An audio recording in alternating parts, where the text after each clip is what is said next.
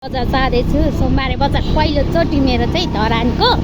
अनि कस्तो घाम लागिरहेछ, कस्तो घाम लागेछ। पानी पर्दा पनि एकरो पर्छ होइन, बगाउने गरी आज फेरि पर्किने गरी चाकपोल्ने गरी घाम लागिरहेको छ। यहाँनिर बजार आइपुगेको छौँ हामी चाहिँ। यहाँनिर यस्तै यहाँनिर राख्दो रहेछ होइन। अनि यता हामीले त्यस्तै छ सोमबारे बजार। यहाँनिर छ यहाँनिर राम्रो सोमबारे बजार यस्तो तर के उयो टल्केर के किन्नु के नकिन्नु क्या, टल्केर चस्मा हेर्नु होइन। यहाँ खै चस्मा दोकान मान्छे छैन हजुर।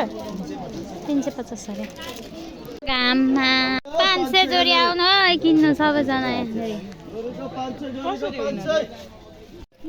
आमामा टल्केर यसरी टल्किन्छ होइन। अनि छान्नु पनि कस्तो गाह्रो क्या, टल्किन्छ अनि टल्केपछि यस्तोले टल्केपछि त के देख्नु खोइ।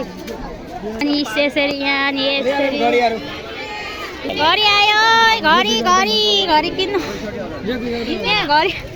घडी किन्न आउनु होला यता पनि छ घरी घरी लुगा होइन। सोमबारे आमामा गर्मीले टल्केर लुगा त किन्यौँ तर किनेको त भिडियो खिचिनँ। आम्मा कति छान्नु मात्रै गाह्रो क्या।